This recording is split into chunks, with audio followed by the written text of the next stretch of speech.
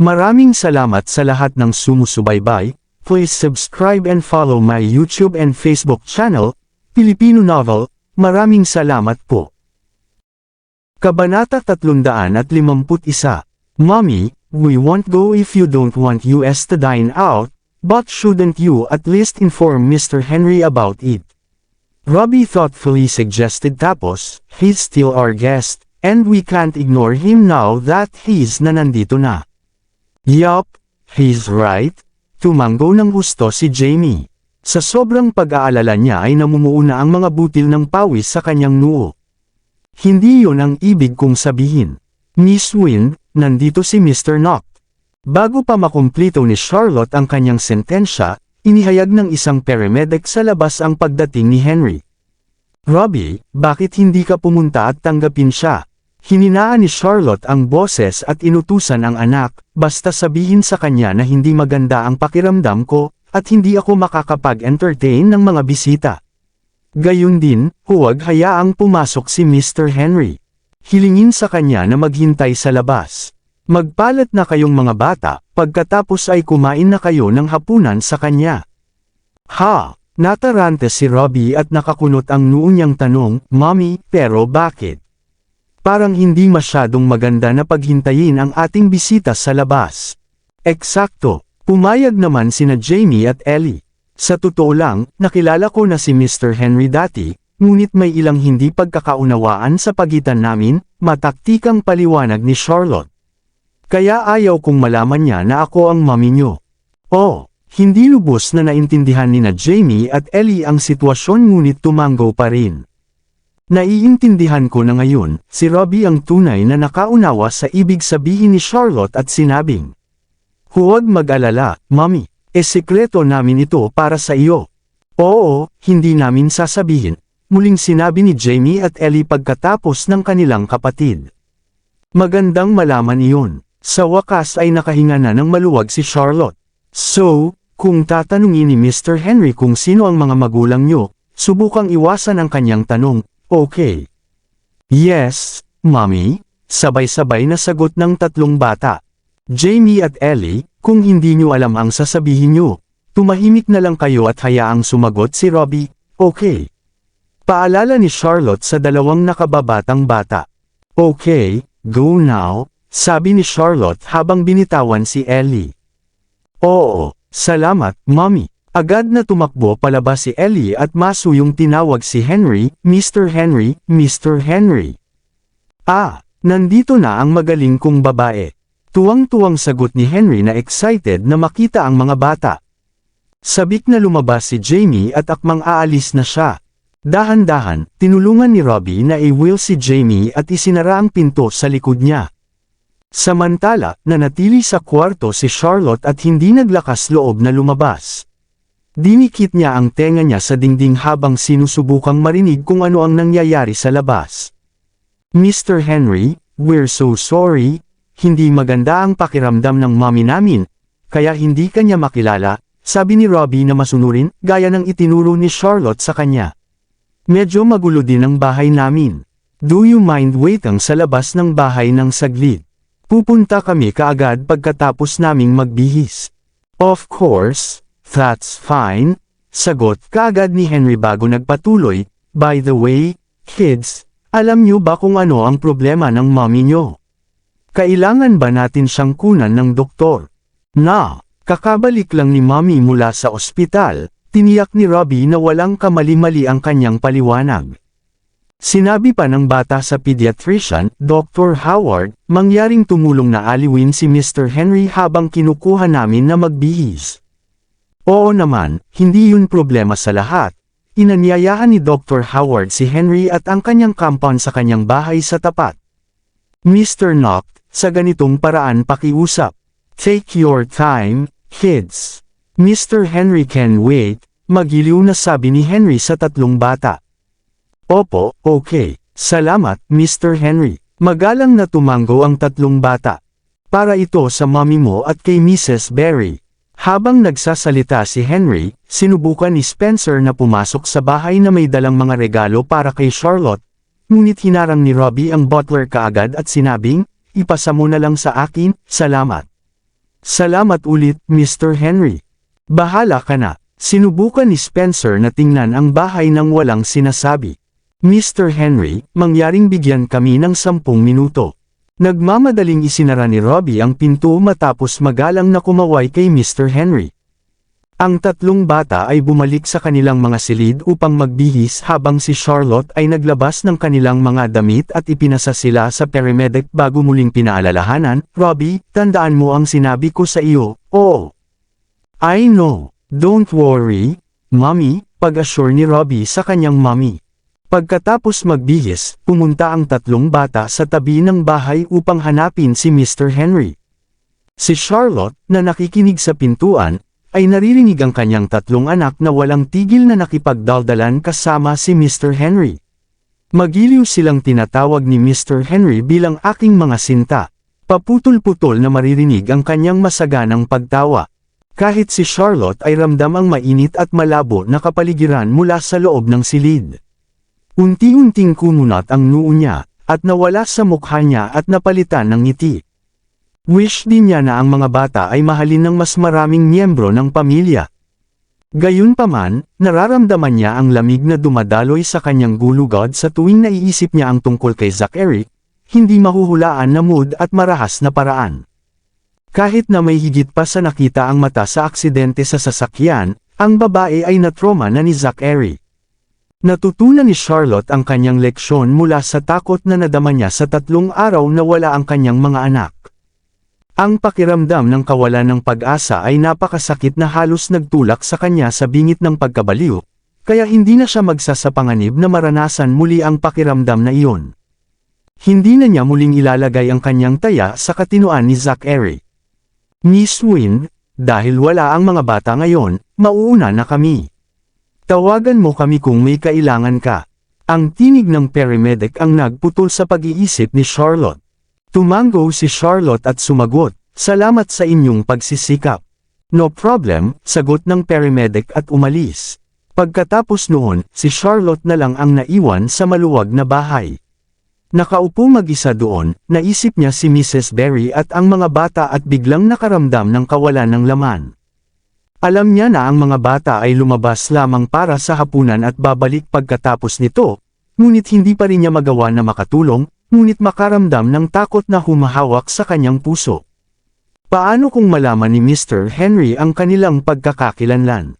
Paano kung nagawa niyang suyuan at ilayo sila sa akin? Kung mangyari iyon, hindi na niya makikita ang kanyang mga anak. Lalong nabalisa at nag-aalala si Charlotte habang hinahayaan niyang magulo ang kanyang mga iniisip.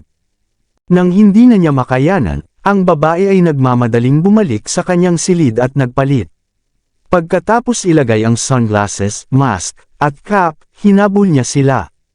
Gayunpaman, nang lumabas si Charlotte sa residential estate ay napagtanto niya na hindi niya alam kung saan nagpunta ang mga bata para sa hapunan. Huminto si Charlotte sa kanyang truck habang sinusubukan niyang alalahanin ang mga detalye ng mga pag-uusap niya sa kanyang mga anak. Pagkatapos, sa wakas ay naalala niya ang isang bagay na sinabi sa kanya ni Ellie.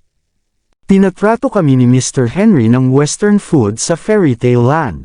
Restaurant ng Fairytale Land. Matapos malaman ni Charlotte kung nasaan sila, agad siyang pumara ng taxi at tumungo doon. Sabay na dumating si Henry at ang mga bata sa Fairytale Land Restaurant. Iyon ay isang restaurant na espesyal na inilaan para sa mga batang wala pang 12 taong gulang. Hindi lang nagbebenta ang restaurant ng masustansyang pagkain na gustong kainin ng mga bata, ngunit mayroon ding maluwag na indoor playground at mini-aklatan. Ang mga matatanda ay pinahihintulutan lamang na pumasok sa restaurant kapag may kasama silang mga bata, at lahat ay nakapasok na magdamit ng mapanlikha. Si Ellie ay nakasuot ng pink na prinsesa na gown. With the natural curls on her hair coupled with the princess corona na suot niya, nakuha ng batang babae ang atensyon ng mga tao sa sandaling siya ay humakbang papasok sa restaurant. Wow! Napakagandang batang babae. Napakaganda niya at mukhang manika. Yeah, she's so beautiful. Nako, ang gagwapo rin ng dalawang kasama niyang lalaki. Sabay-sabay na napansin ng mga tao si Robbie at Jamie. Kahit naka-wheelchair si Jamie, nag-us pa rin siya ng charm sa kanyang suit at parang isang munting prinsipe sa fairy tales. Si Robbie naman ay may kaakit-akit na pagiging aloof.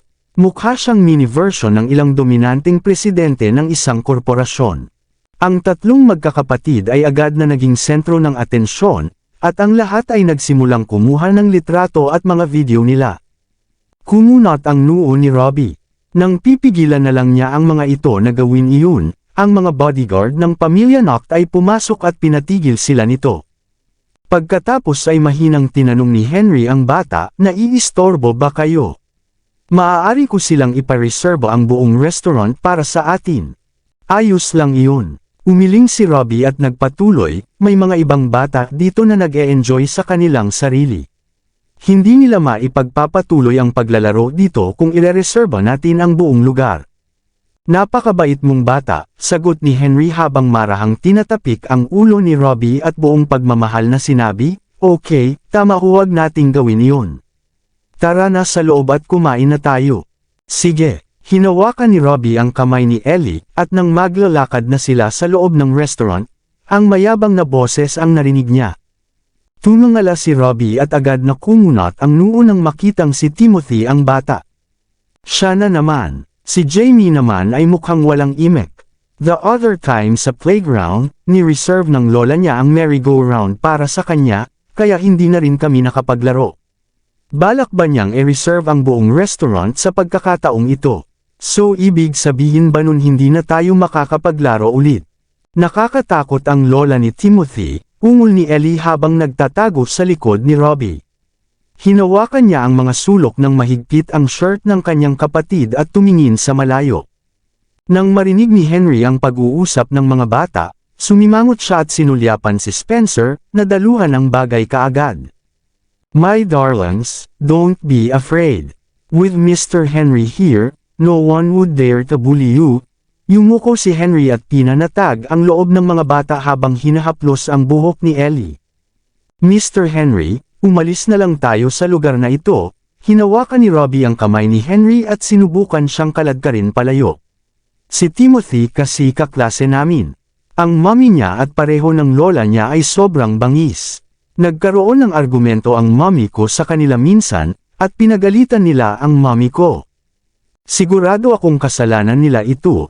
Tumingkayad si Henry at binigyan si Robbie ng nakakaaliw na yakap habang sinasabi, "Alam ko na ang mommy mo ay isang mahusay na babae sa pamamagitan lamang ng nakikita kung gaano kahusay kayong tatlo." "Yup, my mommy is the best." Tumango kaagad si Jamie. "Nauna kaming binubuli ng lola at mommy ni Timothy. Nakipagtalo lang si mommy sa kanila dahil gusto niya lang protektahan kami." Nagpout si Ellie at naiinis na sabi, "Kasama si Mr. Henry ngayon, walang pwedeng mangbuli sa iyo.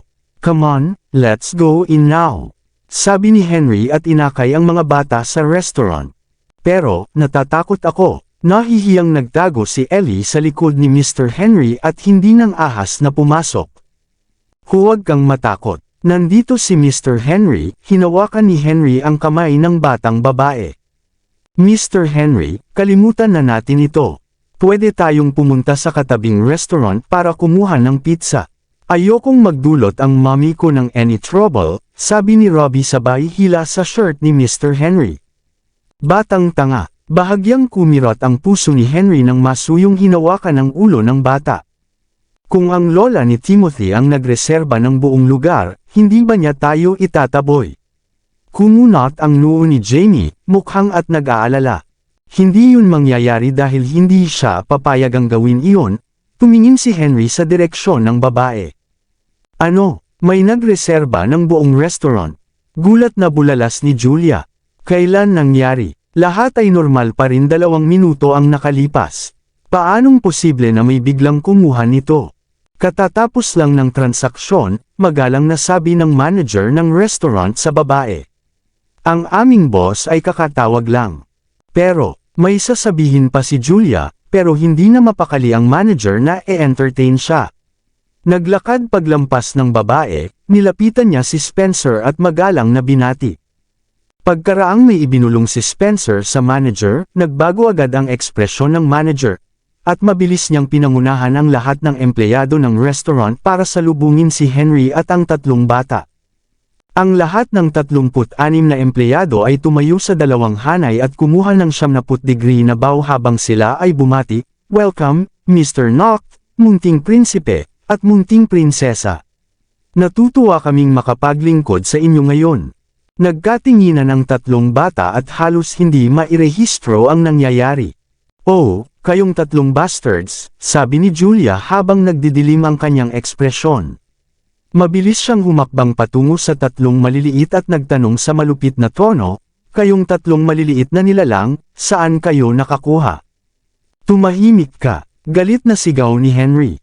"Ikaw ay kulubat na lumang prune. Ang lakas ng loob mong insultuhan ang aking mga apo. Pagod ka na bang mabuhay? Ikaw. Sa lahat ng 50 taon ng kanyang buhay, si Julia ay hindi kailanman napahiya ng ganito kalubha noon, at ang kanyang namumula ang mukha. Nanginginig sa galit, lumingon siya at sinabi sa kanyang mga bodyguard na nakatayo sa likuran niya, "Patay na ba kayo o ano? Halika dito ngayon din." Ang mga bodyguard ng babae ay nakikipaglaro kay Timothy sa palaruan at hindi alam kung ano ang nangyayari. Matapos marinig ang sigaw ni Julia sa kanila ay nagmadali silang lumapit. Nag-roll up ang mga lalaki at aaksyon na sana nang mapansin nila si Spencer at ang mga bodyguard. Doon na nagbago ng husto ang kanilang mga ekspresyon. "How dare that old fool insulted me? Turuan mo agad siya ng leksyon," galit na sigaw ni Julia habang nakaturo kay Henry. "Madam," lumapit ang isa sa mga bodyguard at bumulong sa kanyang tainga, "ang lalaking iyon ay si Mr. Noct mula sa Noct Group." Isang mabilis na panginginig ang bumalot sa katawan ni Julia nang mamatla ito at agad na humingi ng tawad, "Mr. Noct. Di ba sabi mo gusto mo akong turuan ng leksyon?" Malamig na itinaas ni Henry ang kanyang kilay. "Hindi, I wouldn't dare ta." Humingi agad ng tawad si Julia, "Patawarin mo ako sa pagiging ignorante ko." "Paano nangyari? Nalaman mo na ba?" Ganap na hindi pinapansin si Julia, lumingon si Henry para kausapin si Spencer. "Oo, siya si Julia Sterling mula sa Sterling Group," yumuko si Spencer at iniulat ang kanyang mga natuklasan. "Ang Sterling Group ay isang pagkawasak na. Hindi ako makapaniwala na siya ay kumikilos pa rin ng mayabang," panunuya ni Henry bago ibigay ang kanyang utos. "Dapat alam mo kung ano ang gagawin." "Oo, Mr. Noct." Tumango si Spencer. "No, please don't." Sa sobrang takot ni Julia ay halos bumigay ang kanyang mga tuhod, dahilan para muntik na siyang matambas sa lupa. Agad namang humakbang ang dalawa niyang bodyguard para alalayan siya habang umiiyak ang babae, "Mr. Noct, maawa ka sa amin na mga Sterling, kasalanan ko ang lahat. Maaari mo akong parusahan kahit anong gusto mo, at ako ay handang tanggapin." "She's so maingay," komento ni Henry na nakakunot ang noo. Iminuwestro ni Spencer ang mga bodyguard ng pamilya Noct, na agad na kinuha si Julia. Katahimikan at kapayapaan na naman ang naganap matapos mawala ang babae. Sa parehong oras, sina Jamie at Ellie ay lubos na nabigla at nakatulala pa rin pagkatapos ng mahabang sandali. Para naman kay Robbie, kalmado niyang pinanood ang buong eksena na may kumikislap na mata. "What's wrong, my darlings? Tinakot ba kayo ni Mr. Henry?" Yumuko si Henry para aliwin ang mga bata. "Hindi. Pinuprotektahan tayo ni Mr. Henry." Mabilis na nabawi ni Jamie ang kanyang pagkakalmado at tuwang-tuwang sumagot. "Mr. Henry, ikaw ba ay isang hari? Bakit takot na takot sa iyo ang mabangis na lola na iyon?" "Hahaha," tawa ni Henry. "Hindi hari si Mr. Henry, pero kung magustuhan ito ni Jamie, makakabili si Mr. Henry ng isla at maging hari ng islang iyon. Sa ganoong paraan, si Jamie ang magiging prinsipe ng islang iyon." "Talaga, hooray!" Halos mapatalon si Jamie sa tuwa. "Oo, kung gayon ako ang magiging prinsesa ng islang iyon." Itinaas ni Ellie ang chubby niyang mga kamay at nagpatuloy, "I wanna live sa isang kastilyo at sumakay sa isang puting kabayo." "Hahaha, walang problema." Tawa ng tawa si Mr. Henry at lumingon kay Robbie. "Robbie, paano ang tungkol sa'yo? Anong gusto mo?" Gusto kong magkaroon ng ultimate power, mahinang sabi ni Robbie habang nakatingin sa direksyon ng pasukan. Gusto kong maging katulad ni Mr. Henry at iginagalang ng mga tao saan man ako magpunta. Gusto ko rin ako nakatakutan ng masasamang tao para maprotektahan ko si Mommy at ang mga kapatid ko. Good boy. Natuwa si Henry sa narinig at niyakap ang bata. Napaka-promising mong bata ka. Sa sandaling iyon, labis na emosyonal si Henry, at ang halo-halong damdamin ay lumundag sa kanyang puso. Gawin mo. Alam mo bang may nagsabi sa akin ng parehong salita noon? Talaga, sino yun? Curious na tanong ni Robbie. Ang apo ko. Napuno ng emosyon si Henry habang sinasabi iyon. Sinabi niya sa akin yun noong siya pa lamang 5 taong gulang. Tuwang-tuwa ako noon, iniisip na magiging maganda ang kinabukasan ng pamilya namin ang knocked sa kanyang mga kamay. Ginulo ni Henry ang buhok ni Robbie at nagpakawala ng buntong hininga. Napakaganda kung talagang kayong tatlo ang mga tagapagmana ng aming pamilya knocked. Anong mga tagapagmana? Hindi nakatutok si Jamie sa pakikinig kay Henry dahil inaabangan lang niya ang paglalaro. Mr. Henry, gusto kong pumunta doon at maglaro. May nakita akong ice cream. Gusto kong kumain ng ice cream. Bahagyang itinaas ni Ellie ang laylayan ng kanyang damit at kumar-aypas ng takbo kasama ang 2 bodyguard na humahabol sa kanya. Ellie, hintayin mo ako. Sigaw ni Jamie sa kapatid habang tinutulak ng isang bodyguard ang kanyang wheelchair. Samantala, si Robbie lang ang nakikinig kay Henry at nalilitong nagtanong, Mr. Henry, baog ba ang panganay mong apo? Ahem.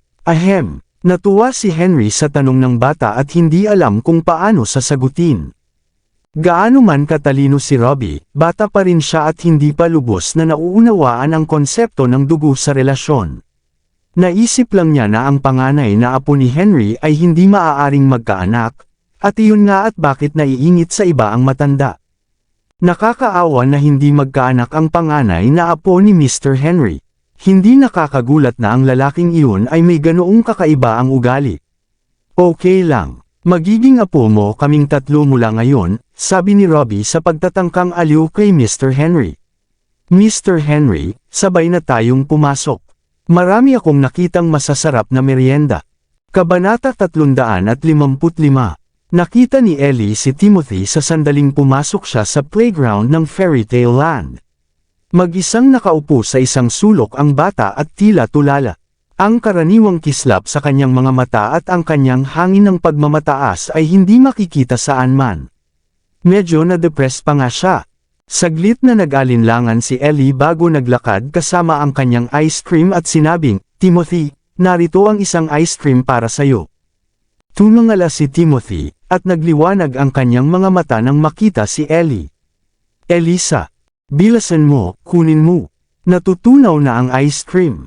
Nang ipinapasa ni Ellie ang ice cream kay Timothy, hindi niya sinasadyang nahawakan nito ang ilong ni Timothy, na pinahid ito sa tungki ng kanyang ilong.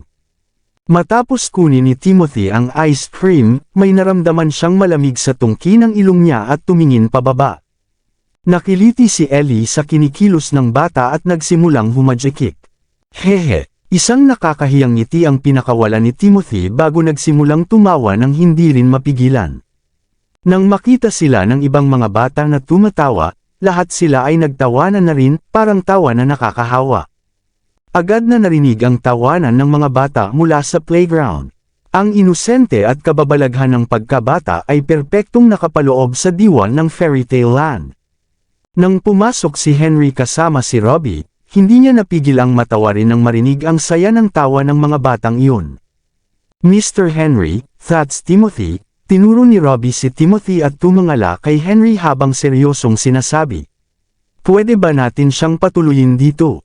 Kahit napakabangis ng mommy at lola niya at walang galang, hindi masamang bata si Timothy. Oo naman. Tuwang-tuwa si Henry sa narinig. Good boy, Robbie. Napakabait mo. Ang dahilan kung bakit nagkaroon ng labis na pagmamahal si Henry sa tatlong bata ay hindi lamang dahil sila ay kaibig-ibig, matino, at magalang ngunit dahil din sa kanilang dalisay at mabait na puso. Salamat, Mr. Henry. Nakahinga ng maluwag si Robbie matapos makuha ang pahintulot ni Mr. Henry. Sige at makipaglaro sa ibang mga bata. Hinaplos ni Henry ang ulo ng bata ng buong pagmamahal at sinabing, nakakatuwang panoorin kayong mga bata na masaya. Sige, sasama ako sa kanila. Sumama si Robbie sa iba pang mga bata ng sabay-sabay at nagsimulang makipaglaro kay Jamie. Kung gusto mo, inutusan ko na sila na magbigay ng libreng pagpasok sa magalang at maayos na mga bata. Lumapit si Spencer at nagsumbong kay Henry. Magaling. Habang pinagmamasdan ng mga bata, hindi napigilan ni Henry na mapabuntong hininga. Napakasarap na nasa presensya ng mga bata. Para bang hindi na komplikado ang mundo at napuno na naman ng inosente. Sa totoo lang, nakakahawa kahit na nararamdaman ko ang saya kasama ang mga bata sa paligid, ngumiti si Spencer at sumang-ayon. Ang tatlong maliliit na iyon ay lumalaki din sa akin. Oo naman, apo ko sila. Inikot ni Henry ang kanyang mga mata sa kanyang mayordomo. Haha, tumawa si Spencer at nag-aalangan na magsalita pa. Ano ang gusto mong sabihin? Sabihin mo sa akin. Sinaman siya ng tingin ni Henry. Well, pakiramdam ko ay sinasadya ka ng nanay ng mga bata. Hininaan ni Spencer ang kanyang boses at sabi. Hindi ka man lang niyayaya sa loob ng bahay noong nasa labas na tayo noon, at noong ako ay gusto nang dalhin ang mga regalo, agad akong pinigilan ni Robbie. Parang medyo sinadya. Sinabi na ni Robbie na masama ang pakiramdam ng kanyang ina. Napakaunawa ni Henry. Pagkatapos nakikipag-ugnayan sa kanila nitong mga nakaraang araw, sigurado ako na ang mami lang nila at kasambahay. Wala silang tatay. Isipin nito na ang dalawang babaeng iyon lang ang kasama ng tatlo mga bata sa lahat ng ito. Kaya, normal lang na hindi sila sanay na may mga lalaking pumapasok sa bahay. Totoo, tumango si Spencer. Sa palagay ko ay hindi maglalaro ang mga batang iyon ng anumang mga trick. Tiningnan ni Henry si Robbie ng buong pagmamahal at sinabing, ang mga apo ko ay masyadong matino, kaya kumikirot ang puso ko para sa kanila. Ganyan din si Mr. Zachary noong nasa edad na iyon, sabi ni Spencer habang inaalala ang kalagayan ni Zachary tulad noong bata pa siya. Sa hitsura nito, si Robbie at Jamie ay kahawig ni Mr. Zachary, lalo na si Robbie. Maging ang kanyang personalidad ay halos kapareho ng kay Mr. Zachary. Kung ang brat na iyon ay may tatlong anak na tulad nila, matatawa ako kahit sa aking panaginip. Ramdam ni Henry ang pagtaas ng galit sa kanya sa pagbanggit kay Zachary. Ang alam lang niya kung paano ako galitin. I've waited so long for him na magsimulang makipag-date, ngunit nahuhulog siya sa isang kaduda-duda na babae. Dapat siyang bulag. Samantala, sa tirahan ng mga knock, 2 beses nang nasamad si Zachary. Nararamdaman niyang may tao na nagsasalita sa likod niya. Hindi kaya ang maldita na babaeng iyon na si Charlotte? Nakakunot ang noo ni Zachary habang iniisip ang posibilidad na iyon. Mr. Knock, nabalitaan lang namin na nag-utos ang lolo mo na e-boycott ang mga Sterling, si Ben na iniulat. He's already almost 100 years old. Bakit ang init-init pa rin niya? Nagtaas ng kilay si Zachary at nagtanong, paano siya nasaktan ng pamilya Sterling? Nabalitaan ko na ang ina ni Hector Sterling, si Julia, ay kumilos ng mayabang sa Fairytale Land Restaurant at nasaktan si Mr. Knock. Matapos ikwento ni Ben ang nangyari kay Zachary, idinagdag niya sa dulo nito. Nagdeklara si Mr. Knock ng libreng pagpasok sa Fairytale Land Restaurant mula ngayon. Dati ay 600 para sa isang pares ng matanda at bata, ngunit ngayon ay libre na ito para sa lahat. Goodness gracious, napaka-childish niya. Natahimik si Zachary nang marinig iyon. Siya ay matanda na at kumikilos na parang bata. Well, hindi iyon nakakagulat dahil hindi sila naiiba. Tumawa si Ben at nagpatuloy. I heard from Spencer na simula nang makilala ni Mr. Knock ang 3 bata na iyon, lalo siyang tumatawa at ganoon laging nasa mabuting kalooban. Ito ay isang magandang bagay, hindi ba? Mabuti. Malamig na tinitigan ni Zachary si Ben at sinabing, sa tingin mo ba ay mabuti na ganoon ang lolo ko na malapit sa mga anak ni Michael Brown? No, that's not what I mean. Agad na sinampal ni Ben ang kanyang bibig at binawi ang kanyang mga sinabi. Ako ay sorry, babawiin ko ang sinabi ko. Nagdilim ang ekspresyon ni Zachary, at inubos niya ang buong baso ng alak bago tumayo ng bigla. Ihanda mo ang sasakyan. Oo, kaagad. Samantala, kabababa lang ni Charlotte sa taxi. Ibinaba niya ang kanyang cap at sinigurado na niya iyon na maayos na isinuot ang mask at salaming pang-araw bago siya palihim na naglakad papasok sa fairy tale land. Laking gulat niya, maraming excited na magulang at mga bata ang nakapila sa entrance. Mayroon bang uri ng promosyon ngayon? Hindi mura ang admission fee sa lugar na ito, kaya bakit ganoon ka maraming tao dito? Saglit na nagtaka si Charlotte bago pumasok at napagtanto na maraming mga magulang ang nakaupo sa rest area. Lahat sila ay engrossed sa pag-uusap sa isa't isa habang nagmemerienda at inumin. Karamihan sa kanilang mga pag-uusap ay umiikot sa parehong paksa. Ang admission fee dito dati ay 600 para sa isang matanda at isang bata. Kung gaano ito kamahal, isang beses sa isang buwan lang madala ang anak ko dito. Ngayon na libre at may libreng daloy ng pagkain, pupunta ako para pumunta dito araw-araw. Hahaha. Napakaswerte namin na nasa paligid namin ang lugar na ito ngayon. Kung hindi, hindi kami makakatagpo ng ganito kahusay na deal. I'm so happy na na-save namin ang 600. Eksakto, ngunit ngayon na mas maraming tao ang nakakaalam tungkol dito at napakaraming mga magulang at kanilang mga anak ang pipila sa labas, baka limitahan nila ang bilang ng mga taong pumapasok kada araw o ang tagal na pinapayagang manatili sa loob. I'm sure they will impose some restrictions. Gaano man kayaman ang may-ari, ang espasyo dito ay limitado. Bukod dito, malaki ang posibilidad na bumaba ang kalidad ng serbisyo kung may kakulangan ng lakas tao. Sa tingin ko sulit na maglakbay dito kahit na may mga paghihigpit.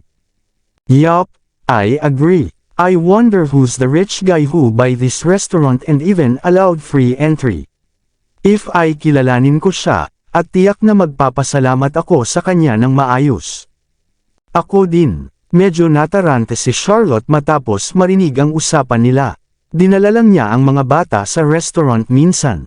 That time, pumunta sila ni Mrs. Berry dito kasama ang 3 bata, kaya bumili sila ng 2 set ng mga adult child ticket at karagdagang child ticket ng hiwalay.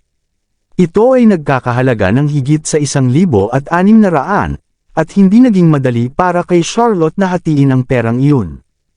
Kaya bakit libre ang pagpasok ngayon? Habang pinag-iisipan ni Charlotte ang bagay na iyon, narinig niya ang isang pamilyar na boses. Papasukin mo ako, papasukin mo. Naku, nasa loob pa ang apo ko. Lumingon si Charlotte at nakitang si Julia iyon.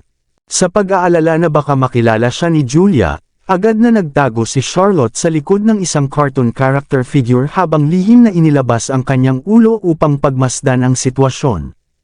Ilang sandali pa, 2 empleyado ng restaurant ang naghatid kay Timothy palabas ng playground at iniabot ito kay Julia at sa mga bodyguard niya. Si Timothy ay nag-aatubili na umalis at tumingin pabalik sa palaruan ng may pananabik, ngunit kinaladkad siya ni Julia at nagmamadaling umalis. Matapos silang panuurin ng 2 empleyado na umalis, bumantong hininga sila at mahinang sinabi. Parehas silang 2 na mayabang. Dati, nang pumunta rito ang batang si Mrs. Sterling, pinilit niyang ebok ang buong lugar at pinalayas pa ang ibang mga bata, dahilan para madismaya sila. May ilan pa nga na natulala. Nagalit din ang mga magulang ng mga batang iyon sa kanyang mga ginawa. Sa pagkakataong ito, ganoon din ang nangyari sa matandang Mrs. Sterling. Pero hindi ko inaasahan na makakatagpo siya ng mas makapangyarihan kaysa sa kanya. Binili kaagad ni Mr. Knock ang buong lugar para sa kanyang 3 apo at pinayagan pa niya ang libreng pagpasok para sa lahat. Ganoon ang ugali ng mga tunay na mayayamang tao. Oo, eksakto. Natigilan si Charlotte nang marinig ang usapan ng mga empleyado. Binili ng lalaking iyon ang kabuuan ng lugar para sa kanyang 3 apo. 3 kayang anak ko ang tinutukoy nila. Mr. Henry, nagugutom na ako. Maya-maya lang, narinig ni Charlotte ang boses ni Ellie at agad na tumalikod. Hawak-hawak ni Henry ang mga kamay nina Ellie at Robbie habang hinihila ni Spencer si Jamie palabas ng play area. Sila may kasama pang mahigit 10 waiter na nanguna sa grupo sa restaurant. Upang hindi maistorbo ang ibang mga bata na naglalaro, naghintay sa labas ang mga bodyguard ng Knox at hindi pumasok. Nang makita ng mga magulang sa rest area ang nakakatakot na grupo ng mga lalaki, agad silang nagtanong sa isang waiter. Ang lalaking iyon ba ang bumili sa Fairy Tale Land? Oo, siya yun. Tumango ang waiter at ngumiti. Siya si Mr. Knox. Napakabuting tao ni Mr. Knox. Lumapit ang ilang magulang kay Henry at tuwang-tuwa na sumigaw, "Salamat, Mr. Knox. Lubos kaming nagpapasalamat sa libreng pagpasok sa Fairy Tale Land. Ngayon ay masisiyahan na ang aming mga anak sa magandang libreng pasilidad." Tama, maraming salamat dito. Ang grupo ng mga magulang ay humalili sa pagpasalamat kay Henry at sa tatlong maliliit na bata. Dahil si Henry ay isang batikang pilantropo, hindi niya naisip na ang paggawa niyan para sa mga bata ay isang malaking bagay. Dahil dito, hindi niya gaanong naramdaman iyon at tanging tango at ngiti lang ang isinagot niya. Gayunpaman, ito ay isang ganap na bagong karanasan para sa tatlong bata. Namumula si Ellie habang mahigpit na nakahawak sa mga daliri ni Henry. Kahit na ang maliit na batang babae ay nararamdaman na kinakabahan, na napuno ng kuryosidad at pagtataka ang malalaking matingkad niyang mga mata. Samantala, si Jamie ay bahagyang mas matapang kaysa kay Ellie. Maliwanag na kumikinang, at kumaway siya sa mga matatanda at sumagot, "Magsaya kayo." Si Robbie naman, kahit magalang siyang tumango bilang pagkilala sa kanila, hindi siya nagsalita ni isang salita. Ito ay para bang nasanay na siya sa lahat ng mga bagay na ito. Napakasaya ni Henry sa paraan ng paghawak ng mga bata sa sitwasyon. Bagamat bata pa sila at hindi pa nakatagpo ng anumang mga sitwasyon na tulad ng mahusay na sukat, ay pinamamahalaang pa rin nilang panatilihin ang kanilang pagkakalmado. Masasabi niya na si Robbie ay isang ambisyosong bata at nagsimula pang ang isipin kung gaano ito kaganda kung ang bata ay talagang apo niya sa tuhod. Kung iyon ang kaso, tiyak na si Robbie ang papalit sa Knox Group isang araw. Para kay Jamie, maaari siyang magtrabaho sa alinmang larangan na siya ay interesado. At si Ellie ay magiging kanilang munting prinsesa magpakailanman. Palagi siyang nasa ilalim ng proteksyon ng lahat ng lalaki sa pamilya at tamasahin ang isang masayang buhay na walang pag-aalala. Si Charlotte, na nakasaksi sa eksena mula sa malayo, ay labis na naantig sa kanyang nakita. Mula nang ipanganak ang kanyang tatlong anak, hindi pa niya nabibigyan ng ganoong karanasan na maranasan, at hindi rin nag-isip ng anumang seryosong pag-aayos sa kanila. Ang pinakamahusay na magagawa niya ay magbigay ng isang malusog na kapaligiran para sa kanilang paglaki, turuan silang mabuti, at magbigay ng wastong pagpapahalaga sa kanila. Ipinasok din niya ang tatlong bata sa isang magandang kindergarten. Ang paggawa ng lahat ng iyon ay nagtulak kay Charlotte sa abot ng kanyang kakayahan. Ang babae ay palaging iniisip na ang mga bata ay bata pa, at siya ay maaaring maghintay hanggang sila ay medyo mas matanda bago bumuo ng kanilang iba pang mga kasanayan o pag-aayos sa kanila sa ibang mga lugar. Gayunpaman, ngayon na siya ay may isang sulyap ng isang alternatibong buhay na maaaring magkaroon ng mga bata, si Charlotte ay biglang napagtanto na aabutin ng unti-unting yugto ng panahon upang mag-ayos ng mga bata, at hindi iyon isang bagay na mangyayari magdamag. Mas magkakaroon sila ng mas magandang pagkakataon na magtagumpay sa buhay kung sila ay lumaki sa isang mas magandang kapaligiran na nagbigay sa kanila ng mas maraming pagkakataon. Kahit na nagkataon lang na nakilala ni Henry ang mga bata ay nakatanggap na siya sa mga ito ng pagmamahal at pag-aalaga lamang dahil nagustuhan niya ang mga ito. Kung alam niyang mga anak sila ni Zachary, tiyak na marami pa siyang ibibigay sa kanila. Hindi ba mas makakabuti iyon para sa kinabukasan ng mga bata?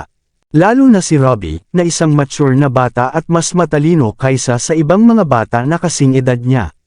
Nagustuhan niya na matuto at makisali sa mga aktibidad na nangangailangan ng kritikal na pag-iisip. Sa kanyang libreng oras, mahilig siyang gumawa, magsaliksik at tumuklas ng mga bagong bagay. Gayunpaman, alam ni Charlotte na hindi siya makakapagbigay ng magandang kapaligiran sa pag-aaral ang kanyang panganay na anak na lalaki, na mabilis na nag-aaral na halos hindi na niya makasabay. 3.5 taong gulang pa lang ang batang iyon, at nagpupumilit na itong ibigay sa kanya kung kailangan. Kapag lumaki siya ng kaunti, maaaring makaramdam siya ng kawalan ng laman.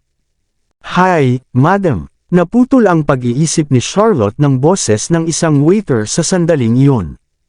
Matapos bumalik sa katinuan si Charlotte, lumingon siya at nabigla. Ito pala ang cartoon character na kanyang pinagtagwan ay isang waiter na nakasuot ng cartoon character costume, at umalis na yung waiter na yon. Ngunit si Charlotte ay nanatiling nakaugat sa lugar kung saan siya nakatayo. Napansin naman ng isa pang waiter sa tabi niya ang kakaibang gawin niya at nagmamadaling lumapit para tingnan kung ayos lang siya. "Ayos ka lang ba?" "Yup, I'm fine," naguguluhang sagot ni Charlotte bago muling tumalikod at nakita si Henry na naglalakad sa restaurant kasama ang tatlong bata. Sa sandaling iyon, lumingon si Robbie at sinalubong ang tingin ng kanyang ina. Kumaway ang bata kay Charlotte bago sumunod kay Henry papasok sa restaurant. Saglit na natigilan si Charlotte bago tumakbo patungo sa banyo at doon nagtago sa loob. Hindi siya makapaniwala na nakikita ni Robbie ang kanyang disguise. "Anak ko talaga yan." Nagpapasalamat si Charlotte na si Robbie ang nakakilala sa kanya at hindi ang alinman sa dalawa pa niyang anak. Alam kung gaano ka-mature at maalalahanin ang kanyang panganay na lalaki, natitiyak niyang hindi siya ilalantad nito. Pagkatapos magsaboy ng tubig sa mukha, bumantong hininga ang babae sa harap ng salamin. Ang naunang oras na dinala niya ang mga bata sa restaurant ay sa kanilang kaarawan. Bukod dito, nagpa siya lamang siyang dalhin sila pagkatapos ng mahabang pag-iisip tungkol dito. Para naman kay Henry, para maprotektahan ang mga bata mula sa pang-aapi ni Julia, binili niya ang kabuuan ng Fairy Tale Land Restaurant na walang kahirap-hirap. Hindi lang iyon, nagdeklara rin siya ng libreng pagpasok sa publiko. Iyon ay kung paano niya pinahahalagahan ang mga bata at nagmamalasakit sa kanilang mga damdamin. Kung ikukumpara, parang wala nang magagawa si Charlotte para sa kanyang mga anak. "Mr. Knock, nasa restaurant ang lolo mo at ang mga bata." Biglang narinig ni Charlotte ang pamilyar na boses mula sa labas. Ito ay si Ben. Kung ganoon, dapat nandito si Zachary.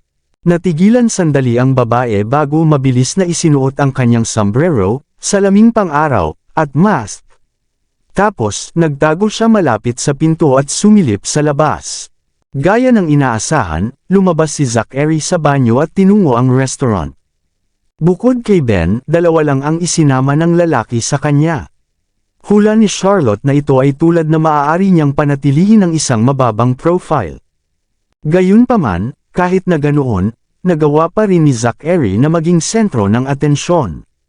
Ang sandali na nakarating siya sa koridor, ang kanyang makapangyarihang aura ay umaakit sa mga eyeballs ng ilang mga batang ina, na humihiyaw sa pananabik. Oh my God! Celebrity ba siya? He's so cool and good looking. Siya kaya ang ama ng tatlong anghel na batang iyon ngayon. Magkakamukha sila. Yup, they are probably from the same family. Kamukhang kamukha niya si Mr. Knock. Yung tatlong bata din kahawig. Napakunot ang noo ni Zachary nang marinig iyon. Pakiramdam niya ay parang nainsulto lang siya, at nagsimulang mag-udyok ang galit sa loob niya. Napansin ni Ben ang pagbabago ng ekspresyon ni Zachary at mabilis na sumenyas na tumahimik ang lahat. Pagkatapos, si Ben at ang mga bodyguard ay naglagay ng ilang barikada na tape upang pigilan ang mga tao na makalapit kay Zachary bago ihatid ang lalaki palayo. Si Charlotte, na nakasaksi sa eksena, ay sumimangot sa sama ng loob. Walang hiya, kailangan bang galit na galit ka nang naririnig mo ang mga tao na tinatawag kang tatay ng mga bata? Mga anak mo talaga sila. So how dare you react this way? Gayunpaman, nagsimulang magtaka si Charlotte kung bakit naroon si Zachary. Sasaktan ba niya ang mga bata? O nagseselos ba siya sa paraan ng pagtrato ni Old Mr. Knock sa mga bata at narito siya para manggulo? Kung tutusin, iniisip pa rin niya na sila ni Michael. Namuo ang takot habang iniisip iyon ni Charlotte. After the previous time nung nahiwalay siya sa kanya ang mga bata, mas nagsimula siyang mag-alala tungkol sa kanilang kaligtasan at nanumpa na hindi na sila muling ilalagay sa panganib. Gustong pumasok ni Charlotte para obserbahan ang sitwasyon. Gayunpaman, dahil nag-iisa siya, hindi siya papayagang pumasok sa restaurant dahil wala siyang kasamang bata. Ano ang dapat kong gawin? Habang nag-iisip ng solusyon si Charlotte, bigla niyang nakita ang isang babaeng naglilinis na pumasok sa loob ng pagpapalit ng mga empleyado na may bag. Pagkaraan ng ilang sandali, muling lumitaw ang naglilinis na babae na nakasuot ng casual na damit at lumabas. Nang walang nakamasid, palihim na pumasok si Charlotte sa palitan ng mga empleyado. Dahil sa mga espesyal na pangyayari at ang biglaang pagbabago sa pagmamay-ari ng restaurant ng Fairytale Land ng araw na iyon, ang lahat ng mga empleyado ay nagpunta upang pagsilbihan si Henry at ang tatlong bata. Dahil dito, walang ibang tao sa loob ng silid palitan sa oras na iyon. Mabilis na nagpalit si Charlotte ng uniforme ng cleaning lady at sinuot ang sombrero at mask ng cleaning lady. Pagmulat lamang ng kanyang mga mata, kinuha niya ang mop at pumasok sa Fairytale Land Restaurant. Ang Fairytale Land ay isang may temang restaurant, at bawat server ay magbibihis bilang isang karakter sa engkanto ng mga kwento. Ang mga server ay alinman sa mga duwende o mga anghel, habang ang mga security guard ay mga mangangaso o mga kabalyero. Kasabay nito, ang mga babaeng bartender ay magbibihis ng mga mangkukulam. Bawat bata na pumasok sa lugar ay magpapalit ng costume ng isang karakter na gusto nila. Nagpalit si Ellie ng mermaid princess outfit habang sina Robbie at Jamie ay nakasuot ng prince outfit. Si Henry naman ay nakasuot ng matandang hari habang si Spencer ay nanatili bilang mayordomo mula sa isang fairy tale. Nang tingnan ni Henry ang sarili sa salamin, humagalpak siya ng tawa. "Wow, kamukha ko talaga. Mr. Noct, mukha kang marangal," bumantong hininga si Spencer. Bagamat nasa edad na 76 na si Henry, siya ay masigla pa rin at matangkad. Naghiyawan ang tatlong bata, mukhang hari si Mr. Henry. Kung si Mr. Henry ay isang hari, "You're my prince and princess," Henry beamed bago hawakan ang kanilang mga kamay. "Tara na at kumain na tayo." "Oo, oras na para kumain." Tuwang-tuwa na sigaw ni Jamie. "Nako, hindi ako makalakad." Sinubukan ng sirena na si Ellie na igalaw ang kanyang fishtail, ngunit halos hindi siya makalakad, at muntik pa siyang mahulog sa lupa. Buti na lang at nahuli siya ni Robbie the Prince in time. "Ha, tumawa ng malakas si Henry. Ang cute na maliit na sirena ay hindi pa nagiging tao, kaya siya ay hindi makalakad. "Halika, buhatin ka ni Mr. Henry." Sa sinabi nito, yumuko si Henry sa kanya. "Sir, hayaan mo na lang ako. Isipin mo ang sarili mong negosyo." Sinaman siya ng tingin ni Henry bago siya yumuko. "Ellie, sumakay ka na." Hindi na nang ahas pang makialam si Spencer. Siya ay clumsily, umakyat si Ellie sa likod ni Henry bago ipinulupot ang mga braso nito sa leeg nito. Si Mr. Henry ang pinakamahusay. "Haha, you're all so light. Kaya ko pang buhatin kayong tatlo." Dahil sa lakas ng pakiramdam, hinawakan ni Henry ang maiikling binti ni Ellie habang ipinatong niya ang isang kamay sa dingding para suportahan ang sarili habang siya ay tumayo. Gayunpaman, nang ituwid niya ang kanyang likod, nakarinig siya ng malakas na kaluskos, at natahimik siya agad. "Mr. Noct," dali-dali siyang hinawakan ni Spencer. "Okay ka lang ba?" I'm fine, he mumbled as sweat beaded on his forehead while he pressed his waist. "Mr. Henry, ano ang problema?"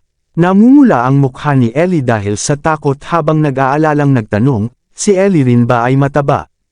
Hindi, wala itong kinalaman sa iyo." Sinubukan ni Henry na ituwid ang kanyang likod, at sa kabila ng kahirapan sa paggawa kaya, sinubukan niyang panatilihing magaan ang loob. Siguro isa itong mangkukulam na nanglamlam kay Mr. Henry. "Mr. Noct," nag-aalalang sabi ni Spencer. Gayunpaman, hindi siya nang ahas na ilantad si Henry sa kanyang mga kasinungalingan. "Ellie, bumaba ka na." Nang mapansin niya ang nangyayari, mabilis na sinubukan hilahin ni Robbie si Ellie pababa sa likod ni Henry. "It's fine. Kaya ko siyang buhatin," giit ni Henry. "She's just 3. How can I not carry her? I was a skilled fighter noong bata pa ako. Matanda ka na ngayon, ngunit sinusubukan mo pa ring magpanggap na parang malakas ka. Isang malamig na boses ang biglang umalangaw-ngaw.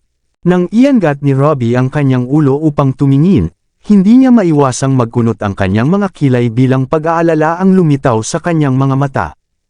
Inabot ni Zachary para buhatin si Ellie pababa mula sa likod ni Henry. Gayunpaman, ang lelayan ng kanyang palda na may buntot na sirena ay nahawakan ng butones sa kanyang manggas, at dahil hindi niya ito mabawi, kinailangan niyang hawakan siya sa himpapawid. Ibaba mo ako! Ibaba mo ako! Takot na takot si Ellie na nakatingin sa mabangis na lalaki habang humahagulgol ito. Habang nakabitin ang kanyang maiikling binti, nagpupumiglas, para na talaga siyang sirena ng himas ang buntot. Shush! Habang nakahawak ang isang kamay sa kanya, tinulungan niyang tumayo si Henry. Ayos ka lang ba? Kailangan mo bang pumunta sa ospital? Okay lang ako. Habang inalalayan niya ang kanyang likod, tumingala si Henry para makita si Zachary na nakahawak kay Ellie na parang may hawak na sisiw. Kasabay nito, naluluha si Ellie habang nagsusumamo, Mr. Henry, iligtas mo ako. Sumasakit ang puso niya sa pagtitig sa mga mata nitong puno ng tubig. Kaya naman, agad niyang hinampas ang ulo ni Zachary. Brat, pabayaan mo ang apo ko. Kabanata 360. Hindi nakaimik si Zachary. Paumanhin, ngunit ako ang iyong tunay na apo. Sa katahimikan, binitawan siya ni Zachary. Napasigaw si Ellie nang muntik na siyang bumagsak sa lupa. Gayunpaman, ang kanyang fishtail na palda ay nakadikit pa rin sa manggas ni Zachary, kaya hindi siya nakawala. Sa sandaling iyon, hinawakan ni Ellie ang braso ni Zachary sa isang nakakamatay na pagkakahawak habang ang mga binti nito ay pumulupot din sa braso nito, isang kaibig-ibig na tanawin. Hindi napigilan ni Zachary na mapangiti sa saya. Ang uto niyang tingin na ito ay kahawig talaga ni Charlotte. Pagkatapos ay hinawakan niya si Ellie para ipatong sa kanyang mga balikat. Sa katunayan, siniguro pa niyang ligtas siya kaso nahulog siya. Gayunpaman, ang kanyang pag-aalala ay walang kabuluhan habang si Ellie ay hinawakan ang kanyang buhok sa takot na mahulog ang kanyang sarili. Nakakunot ang noo ni Zachary. Bakit mo hinihila ang buhok ko? I'm scared of heights, Ellie mumbled in a high-pitched, sa nanginginig na boses. Brat, anong masama kung hayaan mong hilahin ng kaunti ang buhok mo? Sumirit si Henry nang marinig ang hikbi ni Ellie. I mean hindi ka rin eksakto na pandak. Siyempre, matatakot siya sa matataas. Lalong lumalim ang ngisi ni Zachary habang tinitigan si Ellie ng glacial look. Agad na sumimangot ang mga labi ni Ellie habang tumutulo ang malakristal na luha sa kanyang mga mata. Tapos, humagulgol siya. Sa sandaling iyon, si Charlotte, na nagbalat kayo bilang isang janitor, ay pumasok sa restaurant. Nung siya ay narinig ang hikbi ni Ellie, inangat niya ang kanyang ulo. Ang sumalubong sa kanya ay ang tingin ni Ellie sa mga balikat ni Zachary habang tinatitigan siya ni Zachary. Kaagad, may pumasok sa isip ni Charlotte. The devil was bullying her Ellie. Nabalisa, sumugod si Charlotte na may dalang wallies. Ellie, nang makita ni Robbie ang kanyang kapatid na umiiyak, sumugod siya para umungol kay Zachary. Bitawan mo ang kapatid ko. Bitawan mo si Ellie. Inikot ni Jamie ang sarili habang galit na ibinaba ang kamao kay Zachary. Brat, tinakot mo siya. Nababalisa si Henry, at sinubukan niyang kunin muli si Ellie sa kanyang mga bisig. Gayunpaman, nagsimulang sumakit ang kanyang likod muli. Mr. Knock, huwag kang magalit. Mabilis siyang inalalayan muli ni Spencer. 96 ka na. Itigil mo na ang pagpipilit sa iyong sarili na gawin ang imposible. Para kay Henry, tumigil si Zachary sa pagtutol at hinayaan si Ellie na hawakan ang kanyang buhok. Pagkatapos ng malamig na tingin kay Robbie at Jamie, tumungo siya sa mga mesa. Nandoon si Charlotte, at sa isang pagtalon, mabilis na nagpalit ng direksyon si Charlotte at nakatakas. Hoy, bitawan mo ang kapatid ko! Sigaw ni Robbie mula sa likuran niya. Robbie, Ellie, pinaandar ni Jamie ang kanyang sarili ng mabilis hanggat maaari, at sinusubukang maabyutan sila. Don't worry, I am here. He won't do anything to her, pag-aaliw ni Henry. Tapos, sinigawan niya si Spencer. Bakit nakatayo ka pa ba dyan? Tulungan mo ako. Naiintindihan, Mr. Noct. Tinulungan niya tuloy si Henry na maabutan si Zachary. Samantala, itinulak ng isa sa mga bodyguard ang wheelchair ni Jamie. Nang makarating si Zachary sa mesa sa tabi ng matataas na bintana, inabot niya ito, at sinusubukang ibaba si Ellie. Gayunpaman, dahil sa takot ni Ellie, tumanggi siyang bitawan ang buhok nito. Habang pilit niya itong inaalis, mas lalo niyang hinihila ang buhok niya. Nanginginig ang matambok niyang maliit na katawan ng walang tigil. Hindi ka bababa? Tanong ni Zachary na nakataas ang kilay. Dahil doon, namula ang mukha ni Ellie, at halos mapaiyak na naman siya. Don't cry. Don't, pagmamadali ni Zachary. Maaari kang manatili doon kung gusto mo. Noon lang tumigil ang mga luha ni Ellie sa pag-agos sa kanyang mga pisngi. Ang kanyang pagsimangot, gayunpaman, ay nanatili, at nangingilid pa rin ang kanyang mga mata. Sa ngayon, namumuo na ang pawis sa noo ni Zachary habang nahihirapan siyang magsalita. Anong klaseng nilalang ba siya? Hindi ko siya mapag-alitan, at umiiyak siya sa anumang sinasabi ko.